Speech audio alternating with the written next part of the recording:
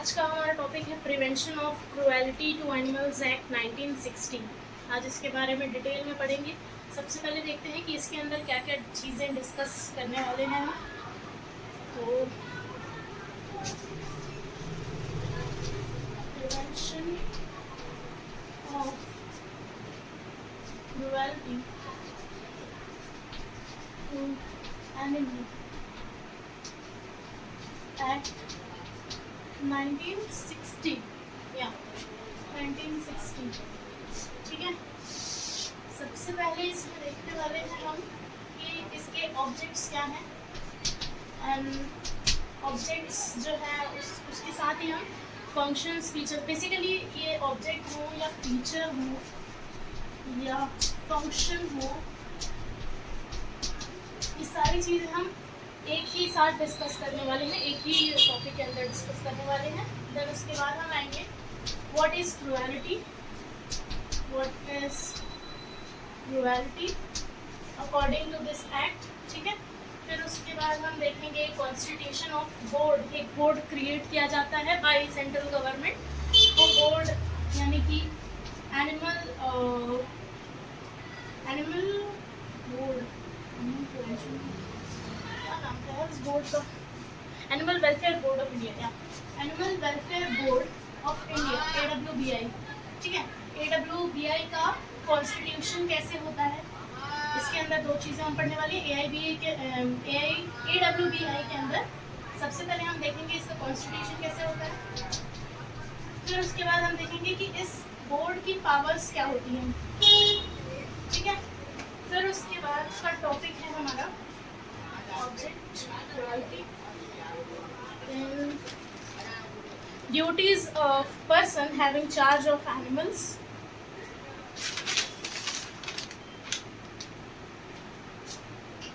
Duties of person having charge of animal. इसके बाद हम देखेंगे एक्सपेरिमेंट ऑन एनिमल, फिर penalties, then exception, penalties and exception. ठीक है,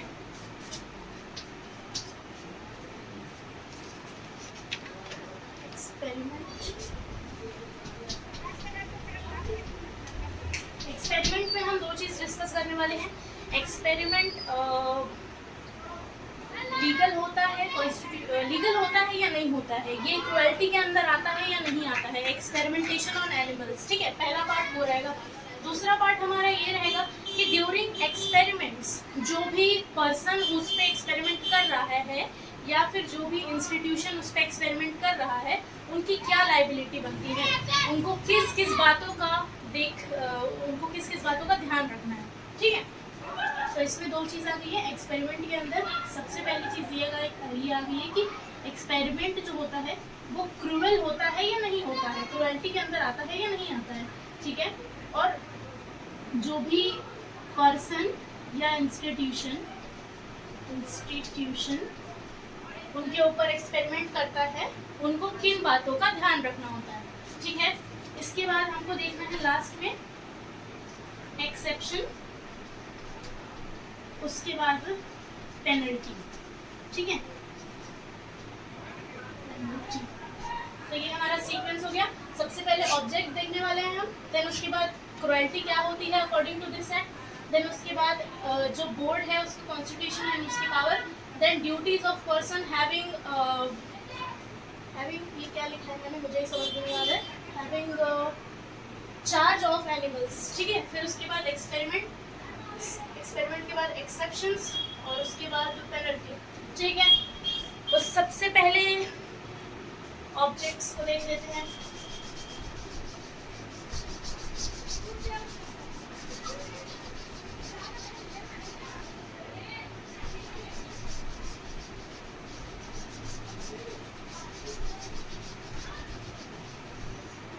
ऑब्जेक्ट कह लो, फीचर कह लो, या फिर उसे कह लो आप क्या कह सकते हो, function.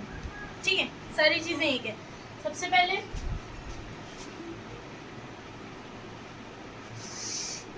Promotion of welfare of animals या फिर एनिमल वेलफेयर, एनिमल वेलफेयर, ठीक है, प्रमोशन ऑफ एनिमल वेलफेयर। उसके बाद इन्फोर्समेंट ऑफ एनिमल वेलफेयर,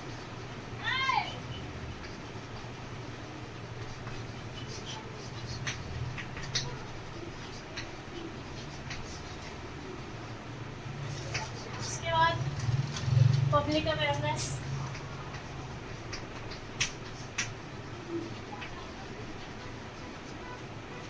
उसके बाद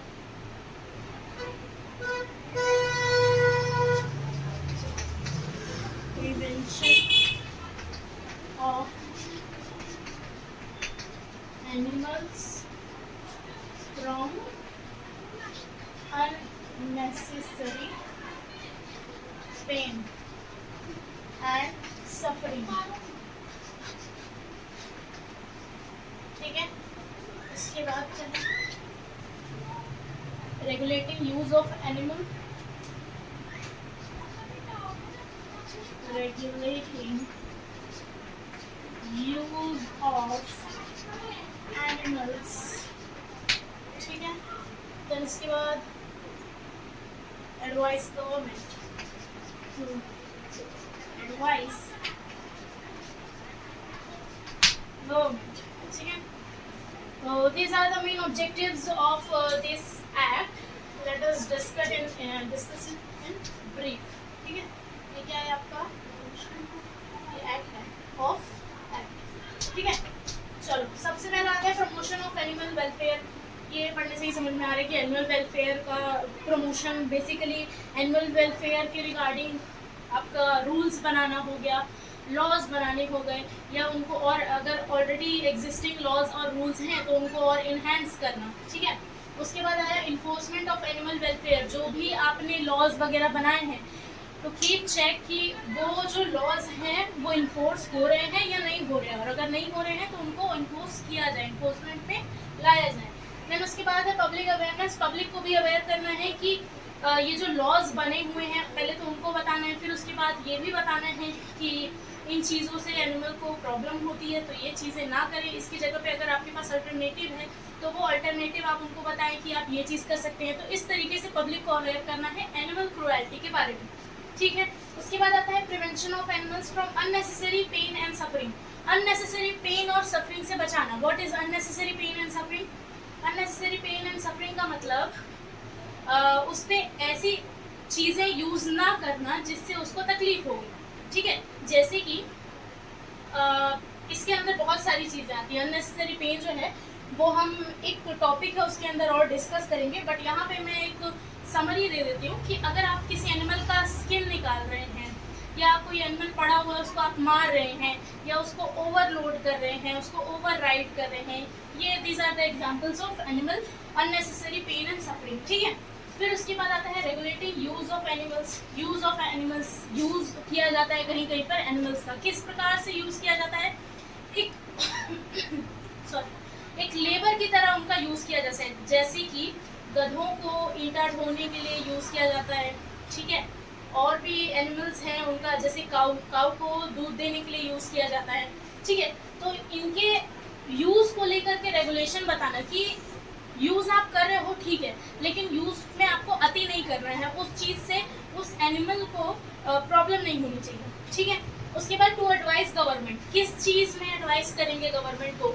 जो भी रूल्स रेगुलेशंस बनाने हैं वो जो है एक्ट के द्वारा, वो किसके द्वारा लाया जाएगा? तो वो गवर्नमेंट के द्वारा लाया जाएगा, ठीक है।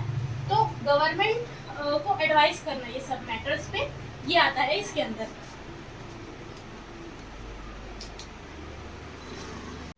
Constitution of animal welfare board. जो एनिमल वेलफेयर बोर्ड की हमने बात की थी उसका कॉन्स्टिट्यूशन कैसे होता है? सबसे पहले उसमें 28 मेंबर्स रहते हैं। कितने मेंबर्स रहते हैं? 28 मेंबर्स। अब ये 28 मेंबर्स कैसे बैठते हैं वो देखते हैं। सबसे पहला इंस्पेक्टर जनरल ऑफ फॉरेस्ट, ठीक है, जो कि एक्स ऑफिशियो होगा गवर्नमेंट ऑफ इंडिया का। देन उसके बाद animal husbandry commissioner, same government of India का एक्स ऑफिशियो। फिर उसके बाद the person two 2% to represent ministry of central government, ठीक है, 2 person each to represent ministry of central government. कौन कौन सी मिनिस्ट्री? पहला होम अफेयर, दूसरा एजुकेशन, ठीक है। इन दोनों से 2 लोगों को अपॉइंट किया जाएगा, यानी कि 2+2, ठीक है। इसके बाद 1 person to represent Indian board for welfare wild life, Indian board for wild life, 1 person Indian board for wild life को रिप्रेजेंट करेगा। 3 person who are well known humanitarians, ठीक है, 3 पर्सन यहाँ से हो गए। उसके बाद आया आपका 1 person to represent association of veterinarian क्या है, प्रैक्टिशनर्स, ओके। तो वेटनरी क्या होता है? वो जानवरों का जो हॉस्पिटल वगैरह होता है ना, उससे रिलेटेड। तो ये 1 पर्सन टू रिप्रेजेंट क्या होगा? ऐसा एसोसिएशन जो कि जानवरों के हॉस्पिटल्स से डील करता है, मतलब जानवरों के डॉक्टर से डील करता है, ठीक है। देन उसके बाद 2 पर्सन फ्रॉम मेडिसिन, 2 पर्सन कहाँ से होंगे? मॉडर्न मेडिसिन प्रैक्टिशनर्स होंगे, उनको रिप्रेजेंट करेंगे। 1+1 यानी कि 1 person each to represent municipal corporation, 2 municipal corporations रहेंगे, उन दोनों कॉर्पोरेशंस को रिप्रेजेंट करने के लिए एक बंदे को अपॉइंट किया जाएगा। फिर उसके बाद आता है सोसाइटी, ऐसी सोसाइटी को रिप्रेजेंट करने वाले 3 लोग, 1+1+1, 3 सोसाइटीज को रिप्रेजेंट करने वाले 3 लोग जो कि किससे डील करते हैं? एनिमल वेलफेयर से डील करते हैं। फिर उसके बाद organisation interested in animal welfare, 3 person from each organisation to represent those organisations which are interested in animal welfare, ठीक है। ऐसे 3 लोग 3 अलग अलग ऑर्गेनाइजेशन से, ऐसे ऑर्गेनाइजेशन से जो ऑर्गेनाइजेशन किससे डील करती है? एनिमल वेलफेयर से डील करती है। 2 लोग और इसमें आते हैं, 2 लोग नहीं, basically 3 persons to be nominated by अपना सेंट्रल गवर्नमेंट। और उसके बाद आए 6 members of parliament, 6 members of parliament 2 भाग में बटेंगे, 4 मेंबर होंगे लोकसभा के, 2 मेंबर होंगे राज्यसभा के। तो यहाँ होता है आपका constitution of board, animal welfare board complete, ठीक है। तो functions and power of animal welfare board के अंदर ये सारे पॉइंट्स आए। सबसे पहला to keep law in force, फिर उसके बाद to advise central government for making rules, advice करेगी। देन उसके बाद एडवाइस करेगी गवर्नमेंट या ऐसे ऑर्गेनाइजेशन या ऐसे पर्सन को, किसके लिए? For improvement in design of vehicle. कौन से व्हीकल की बात हो रही है यहाँ पे? यहाँ पे ऐसे व्हीकल्स की बात हो रही है जिस व्हीकल पे एनिमल्स को ले करके जाया जाता है, एक जगह से दूसरी जगह शिफ्ट किया जाता है, ठीक है। तो उसके डिजाइन को लेकर के ऐसे बात क्यों हो रही है? क्योंकि इसमें रूल दिया हुआ है कि आप एनिमल को ऐसे व्हीकल में नहीं डाल सकते। एक रूल है कि आप एनिमल को ऐसे व्हील में नहीं डाल सकते जिसमें उसके पास सफिशिएंट स्पेस नहीं होगा मूवमेंट के लिए। तो इसीलिए वो डिजाइन को बताता है कि डिजाइन का इम्प्रूवमेंट कैसे हो सकता है, ठीक है। To take all such steps as the board में थिंक फिट, ठीक है, बोर्ड को जो भी सही लगता है ऐसे सारे एक्ट्स। फिर उसके बाद encourage establishment of पिंजरापोल, rescue home and animal shelter etcetera, ठीक है। अब और किस चीज के एस्टेब्लिशमेंट करता है? एस्टेब्लिशमेंट ऑफ पिंजरापोल, रेस्क्यू होम जहाँ पे रेस्क्यू किया जाता है, और उसका एनिमल शेल्टर, और इससे रिलेटेड और भी सारी चीजें जहाँ पे एनिमल को का देख रेख किया जाता है, जैसे गौस्थान वगैरह हो गया, ठीक है। और बहुत सारी जगह होती है जहाँ पे एनिमल लोगों का देख रेख होता है, जहाँ पे उनको रखा जाता है। तो ऐसे जगहों का एस्टेब्लिशमेंट इनकरेज करना या उनको फाइनेंशियल असिस्टेंस देना, उनको फाइनेंस में हेल्प करना कि आप ये काम करिए, हम आपको हेल्प करेंगे इस चीज़ में फाइनेंशियली। तो ये बोर्ड की ड्यूटी होती है। फिर उसके बाद cooperate and coordinate with association and bodies, ठीक है। ऐसे एसोसिएशन और ऐसे बॉडीज से कोऑपरेट और उनके एक्टिविटीज को कोऑर्डिनेट करना जो एसोसिएशन या बॉडीज किससे डील करती है? एनिमल वेलफेयर से डील करती है। फिर उसके बाद फाइनेंशियल असिस्टेंस देना किसको? लोकल ऑर्गेनाइजेशन को। कौन सी लोकल ऑर्गेनाइजेशन? जो इंटरेस्टेड है किसमें? एनिमल वेलफेयर में, या फिर जो एनिमल वेलफेयर कर रही है ऑलरेडी, ठीक है। फिर उसके बाद to advise government relating to medical care, medical care of animal कैसे किया जाएगा, इस चीज में भी गवर्नमेंट को एडवाइस करती है कौन? बोर्ड, ठीक है। उसके बाद लास्ट पॉइंट आता है हमारा to encourage the opinion of public. Public का इससे रिलेटेड क्या ओपिनियन है, पब्लिक क्या चाहती है, पब्लिक को क्या लगता है कि एनिमल वेलफेयर कैसे किया जा सकता है, इस चीज के लिए पब्लिक को ही वेलफेयर करना, पब्लिक को ही इंकरेज करना, उनको मोटिवेट करना। ठीक है,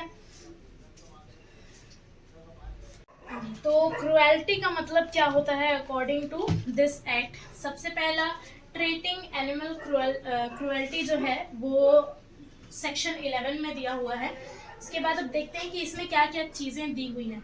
फर्स्ट पॉइंट बोलता है बीटिंग, किकिंग, ओवर राइडिंग या ओवर ड्राइविंग और ओवरलोडिंग या टॉर्चरिंग, ये सारी चीजें अगर कोई ओनर कर रहा है, अगर कोई owner of that particular animal कर रहा है या किसी को परमिट कर रहा है ऐसा करने के लिए, तो उसको क्रुएल्टी में माना जाएगा। फर्स्ट पॉइंट हुआ यहाँ। Second, being an owner allow any unfit animal to be employed for labor or work। ठीक है, ऐसा कोई भी एनिमल जो अनफिट है किसी काम को करने के लिए, उसको अगर कोई ओनर एम्प्लॉय कर रहा है, ठीक है, किस चीज के लिए एम्प्लॉय कर रहा है, काम करने के लिए, लेबर वर्क करने के लिए अगर उसको एम्प्लॉय कर रहा है, ठीक है, अगर वो एज्ड है या फिर वो वाउंडेड है यानी कि वो घायल है या कुछ भी हो सकता है, किसी भी रीजन से वो अनफिट है, तो ऐसा करना भी क्रुएल्टी के अंदर आएगा। थर्ड पॉइंट है आपका wilfully and unreasonably administering any drug और इंजरियस सब्सटेंस। ठीक है, किसी भी जानवर के अंदर ऐसा कोई भी पदार्थ या सब्सटेंस इंजेक्ट करना जो कि उसके हेल्थ को क्या है, हेल्थ को हार्म पहुंचाएगा, हेल्थ को हर्ट करेगा।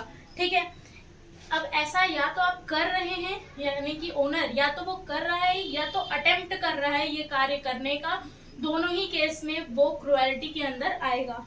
ठीक है, फोर्थ पॉइंट बोलता है carries on vehicle in such a way that subject to unnecessary pain and suffering.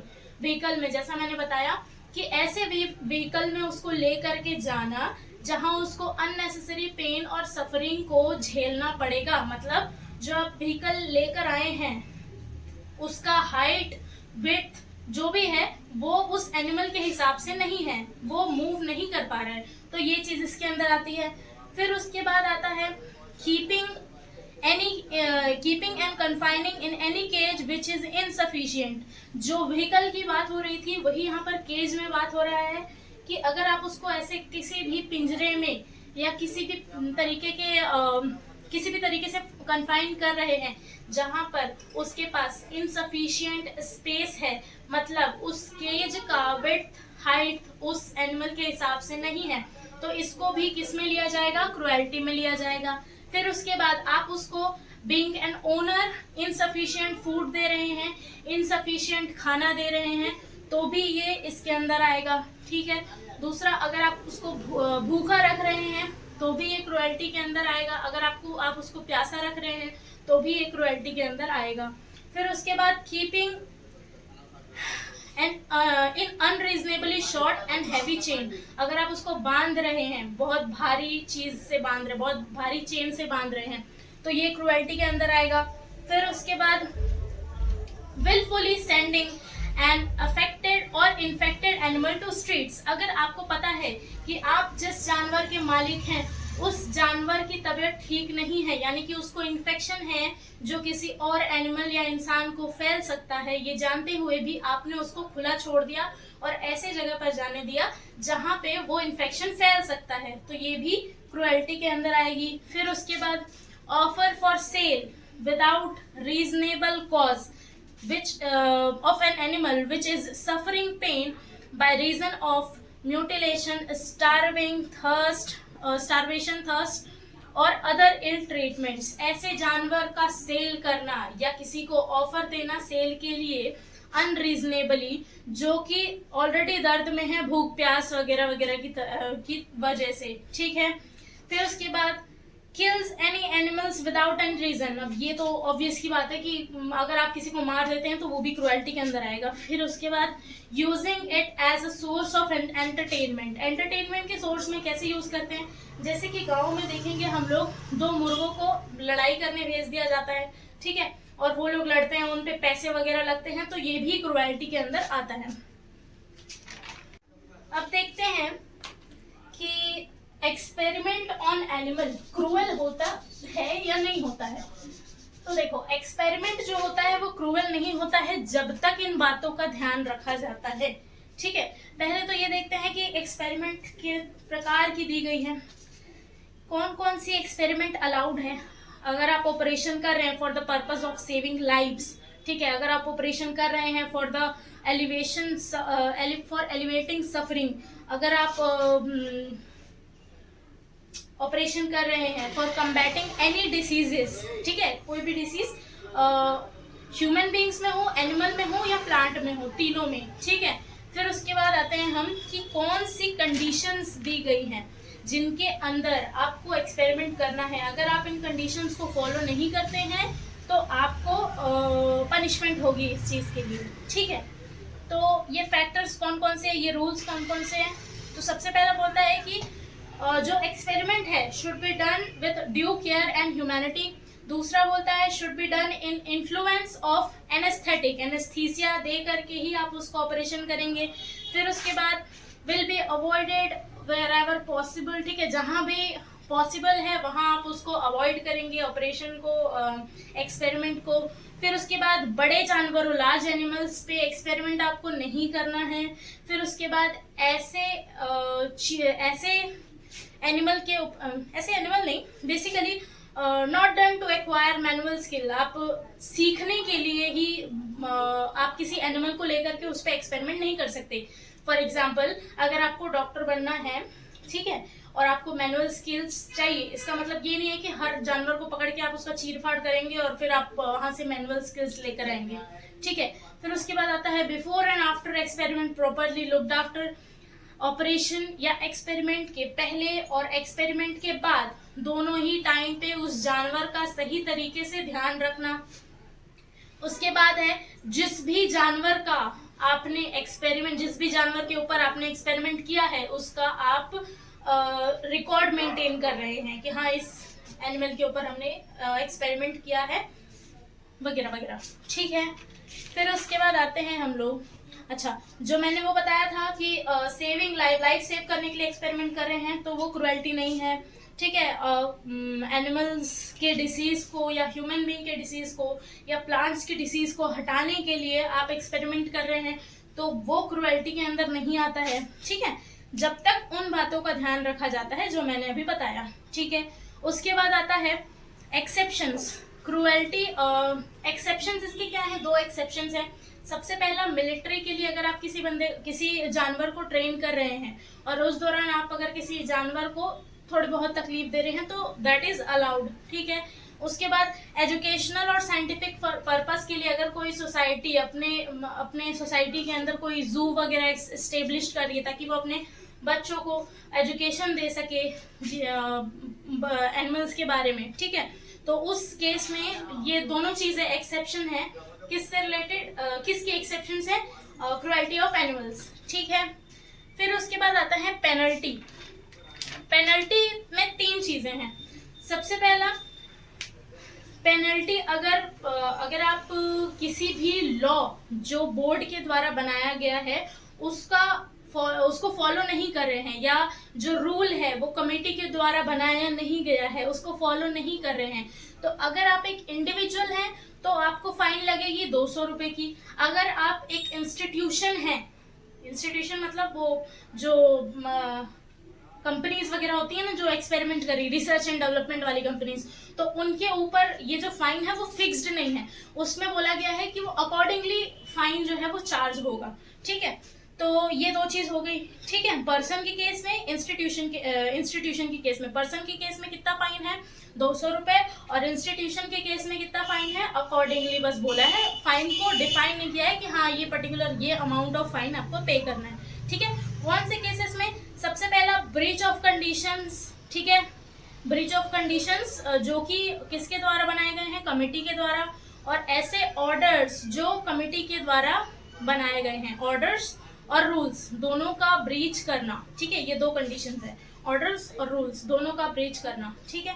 किसमें, वो जो मैंने ड्यू केयर बताए थे कि हाँ इन चीज़ों को ध्यान रखते हुए, अगर इन चीज़ों को जो मैंने बताया उसको अगर आप करते हैं तो आपको ये फाइन्स लगेंगी, ठीक है। उसके बाद पेनल्टी में एक और चीज़ है, पेनल्टी फॉर फूका एंड धूमदेव, ठीक है। फूका एंड धूमदेव क्या होता है, कोई भी जो मिल्क एनिमल होता है, फॉर एग्जाम्पल गाय होती है, भैंस होती है, बकरी होती है, ठीक है, ऐसे एनिमल जो दूध देते हैं, ठीक है। तो ऐसे एनिमल्स, अगर आप ऐसे एनिमल्स के अंदर कोई ऐसी सब्सटेंस या ऐसा चीज इंजेक्ट कर रहे हैं जिसकी वजह से आपको लगता है कि वो जो है ज़्यादा दूध देने लगेगी, तो इस चीज़ के ऊपर भी आप पे फाइन लगेगा, ठीक है। इस चीज़ पे कितना फाइन लगेगा, या तो 1000 रुपये तक का फाइन लगेगा, या तो 2 साल तक की सज़ा मिलेगी, या तो दोनों होगा, ठीक है।